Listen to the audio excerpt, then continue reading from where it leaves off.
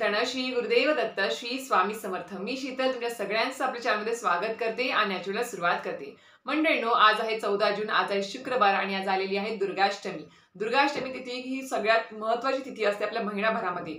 भरपूर जे स्वामी सेवेकरी आहेत, स्वामी भक्त आहेत, जे आतापर्यंत सेवा करत आलेले आहेत, जे नवीन स्वामी सेवेकरी आता या मार्गात आलेले आहेत त्यांना माहिती नसेल, पण अष्टमी तिथी जी आपल्या महिनाभरात प्रत्येक महिन्यात दुर्गाष्टमी तिथी येते, अतिशय महत्त्वपूर्ण तिथी असते। आणि या दिवशी आपण आपल्या लक्ष्मी प्राप्तीसाठी किंवा आर्थिक परिस्थिती सुधारण्यासाठी, डोक्यावरील कर्ज फिटण्यासाठी, त्याचबरोबर आई भगवतीची सुद्धा या दिवशी आपण सेवा अर्चा करत असतो। त्याचबरोबर आपल्या केंद्रामध्ये तुम्ही जर जात असाल, तुम्हाला माहिती असेल दुर्गाष्टमी तिथीला किंवा मंगळवारी आपल्या केंद्रामध्ये सामूहिकरित्या दुर्गा सप्तशती, कालच्या व्हिडिओमध्ये तुम्हाला माहिती सांगितली आहे, आपल्या कुलदेवीची सेवा आपल्या हातून घडण्यासाठी अष्टमी तिथी ही असते। आणि या दिवशी दुर्गा सप्तशती या पोथीचं पठण केंद्रामध्ये किंवा तुम्ही तुमच्या घरी सुद्धा एक पूर्ण पाठ करू शकता। ओम ऐं ह्रीं क्लीं चामुंडाय विच्चे या मंत्राचा एक माळ पूर्ण जप सुद्धा आपण करू शकता। खूप जास्त सेवा ही म्हणजे प्रभावी आहे, कारण की आपण जर अष्टमी तिथी, मंगळवार, पौर्णिमा या दिवशी जर आपण दुर्गा सप्तशती आई कुलदेवीची जर सेवा आपल्या घरामध्ये केली, पोथीचं पठण केलं, नाही तुम्हाला केंद्रात जाणं शक्य, घरी सुद्धा जर तुम्ही दिवसभरामध्ये कधीही पोथीचं पूर्ण पाठ केला, एक माळ आपण 99 मंत्राचा जर केला, तर खरं सांगते तुमच्या सांसारिक ज्या काही अडचणी आहेत त्या मार्गी लागायला आपोआप सुरुवात होऊन जाणार। सांसारिक म्हणजे सगळ्याच प्रकारची समस्या, तुम्हाला त्यात मी काही सांगणार नाही, सगळ्याच प्रकारच्या ज्या काही समस्या असतील, अडचणी असतील त्या मार्गी लागायला सुरुवात होते। पण आज आहे दुर्गाष्टमी। आज भरपूर जणांनी आपल्या प्रवेशद्वारावरती जे काही आपलं 64 योगिनी यंत्र असतं, ज्याच्यावर माझा व्हिडिओ झालेला आहे आधी, आणि नंतर अजून जर तुम्हाला माहिती पाहिजे असेल 64 योगिनी यंत्रावर कसं दुर्गाष्टमी लावायचं असतं, तर त्याबद्दल पण मी पुढे व्हिडिओ करेल। जर तुम्हाला परत एकदा माहिती पाहिजे असेल तर नक्कीच कमेंट बॉक्समध्ये मला सांगा, त्यावर परत एकदा आपण व्हिडिओ बनवूया। पण 64 योगिनी यंत्र मी माझ्या प्रवेशद्वारावरती पण लावलेलं आहे। आज आवर्जून 64 योगिनी यंत्र आपण आपल्या घरी आणायचं असतं, पंचोपचार पूजा अर्चा करून हातावरती ठेवून त्याची सेवा करायची असते आणि आपल्या प्रवेशद्वारावर बाहेरून आपण ते लावायचं असतं, म्हणजे लोकांच्या नजरेस पडेल असं बरोबर ते नजरेस लावायचं असतं। हे 64 योगिनी यंत्र आपण जर आपल्या घरावरती लावलं तर खूप जास्त फळदायी ठरतं। आपल्या घरामध्ये सुख शांती, आयु आरोग्य, धनधान्य भरपूर प्रमाणामध्ये नांदतं, कधीही त्याची कमतरता भासत नाही। तर ही झाली एक गोष्ट। त्याचबरोबर आता दुर्गाष्टमी तिथी म्हटलं आणि त्याचबरोबर आज शुक्रवार सुद्धा आहे। भरपूर जण आज लक्ष्मी प्राप्तीसाठी किंवा डोक्यावरील कर्ज फिटण्यासाठी श्रीयंत्रावर देखील सेवा करतात आणि खूप जणांनी श्रीयंत्र घरामध्ये आणलेलं सुद्धा आहे। आता आजचा टॉपिक तोच आहे, तुम्ही जर तुमच्या घरामध्ये प्रत्येक स्वामी भक्तांनी जर आपल्या देवघरात श्रीयंत्र स्थापित केलेलं असेल, म्हणजे आपल्या तिजोरीमध्ये ठेवलं असेल, कोणी व्यवसायाच्या ठिकाणी ठेवलं असेल, बुटीक असेल, काही हॉटेल असेल, कुठेतरी तुम्ही ठेवलं असेल, त्या तुमच्या कॅबिनमध्ये कुठेतरी ठेवलं असेल, पण नुसतं ठेवूनच फायदा होईल का?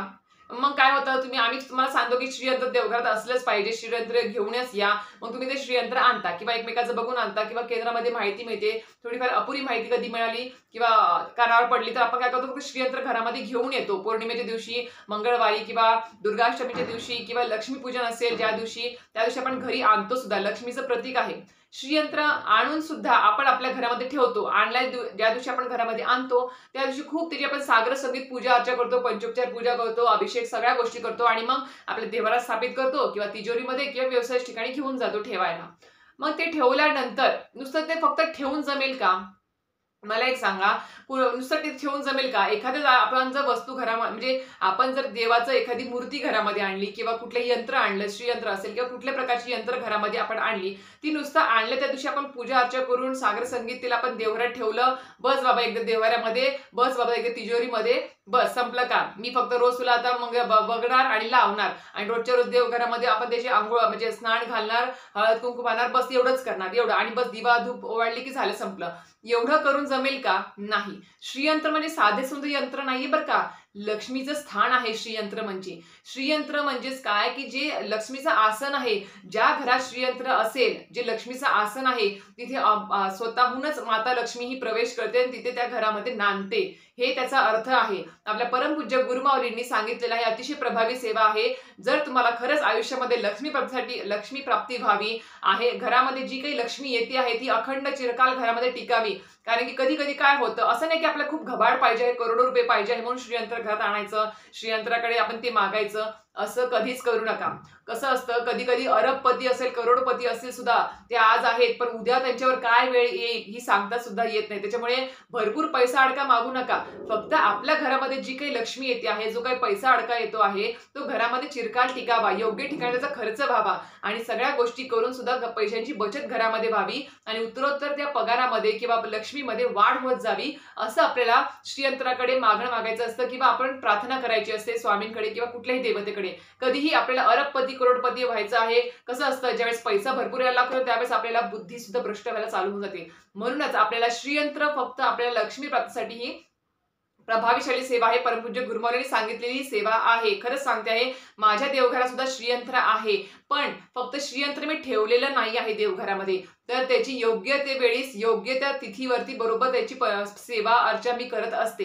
कारण की खूप लोकांच्या कमेंट येतात की ताई आम्ही श्रीयंत्र देवघरात ठेवला आहे, तिजोरी ठेवला आहे, पण आम्हाला पाहिजे तसा अनुभव येत नाही आहे. आमच्या घरामध्ये कडकी आहे ती आहेच, पैसा टिकतच नाही आहे, पैसा घराच्या बाहेरच निघतो आहे.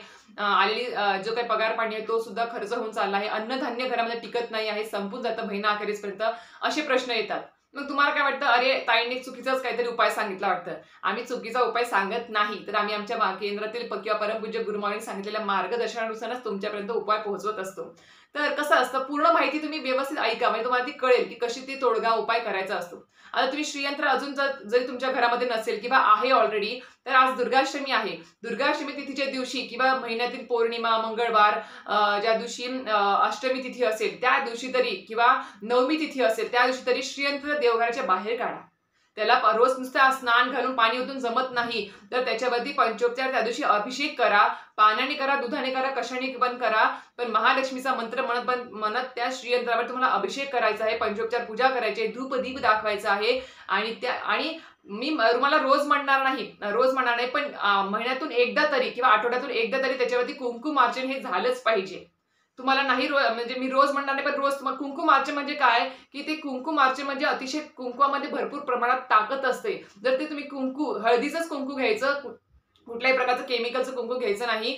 ते हळदीचं कुंकू घेऊन तुम्हाला त्या 5 बोटांनी श्री सुक्तमचं 16 वेळेस पठण करून किंवा लक्ष्मी मातेचा कुठलाही तुम्हाला मंत्र येत असेल तो मंत्र पठण करून तुम्हाला 5 बोटांनी किंवा या 3 बोटांनी, करंगळीच्या बाजूचा अनामिका, मधलं बोट आणि अंगठा, याने तुम्हाला कुंकू घेऊन श्रीयंत्रावरती 16 वेळेस श्री सुक्तमचं पठण करायचं आहे आणि फलश्रुती जी आहे ती 16व्या वेळेसच हात जोडून म्हणायची आहे.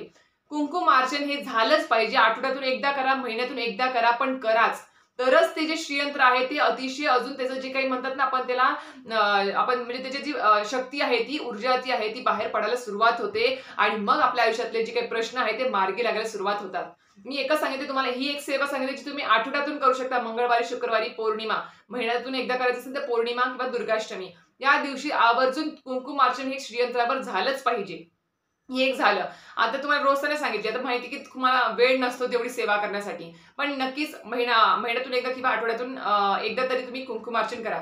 दुसरी एक सेवा जी रोज करायची आहे, ज्यांना वेळ आहे, शक्य आहे, एक 10 ते 15 मिनिटाची सेवा जी रोज श्रीयंत्रावरती झालीच पाहिजे. कारण की कुठलीही देवता ज्यावेळेस आपण घरी आणतो, तिच्यामध्ये ज्यावेळेस आपण देवत्व उतरवतो, जे पंचोपचार पूजा करून किंवा इतर गोष्टी करून ते आपण देवाला स्थापित केलं, त्यानंतर तुम्ही कितीही पंचपक्वानाचं नैवेद्य तुम्ही ठेवा, त्यांना दाखवा किंवा कुठल्याही प्रकारचं महागातली फुलं वगैरे आणून हार गजरे आणून तुम्ही त्यांना सजवा, काही फायदा नाही आहे त्याचा. कारण की प्रत्येक देवता ही मंत्राधीन असते. प्रत्येक देवताला तिचे मंत्रोच्चार केलेले, स्तुती केलेली, स्तोत्र मंत्र, पोथीचं पठण केलेलं, जपमाळ केलेलं तिला जास्त प्रभावित करतं, तिला जास्त आकर्षित करते ह्या गोष्टी आणि प्रसन्न करत असतं ती त्या देवतेला. म्हणून म्हणते की प्रत्येक वेळेस जी कोणी देवता कुठलीही मूर्ती घरामध्ये आणली, ती आणून फक्त देवावर बसून ठेवून देऊ नका, तर तिच्यावरती वेळोवेळी रोज आपण तिच्यावरतीचे नावाचं मंत्रोच्चार, स्तोत्र मंत्र पठण करणे हे चालू ठेवा. त्यानेच ती प्रसन्न होणार आहे, इतर कुठल्याही गोष्टीने प्रसन्न होणार नाही. भले तुम्ही चांदीचे मुकुट ठेवा, चांदीचं श्रीयंत्र, सोन्याचं श्रीयंत्र करा, तरी काही फायदा नाही. त्याच्यावर त्याचं सेवाच नसेल, धूळच साचत असेल रोजच, तिजोरीमध्ये ठेवलं तर ठेवलं, परत पाहिलंच नाही. व्यवसायाच्या ठिकाणी ठेवलं आहे, काम करतो घरी येतो, काम करतो घरी येतो, हा श्रीयंत्र मी ठेवलेला आहे माझ्या कामाच्या ठिकाणी, बुटीच्या ठिकाणी, त्याला पाहायला तर पाहिजे. त्याच्यावरती वेळोवेळी पंचोपचार पूजा करून अभिषेक तर झाला पाहिजे, सेवा झाली पाहिजे. आता अजून एक गोष्ट, जर लवकरात लवकर तुम्हाला श्रीयंत्रावरती, जर खरंच सांगते, जर तुम्हाला वाटत असेल की आर्थिक प्रॉब्लेम आपले सगळे प्रकारचे सुटून डोक्यावरील कर्ज फिटायचं असेल, तर नक्कीच तुम्ही श्रीयंत्रावरती सांगितल्याप्रमाणे कुंकुमार्चन ही सेवा करायचीच आहे, आवर्जून करा.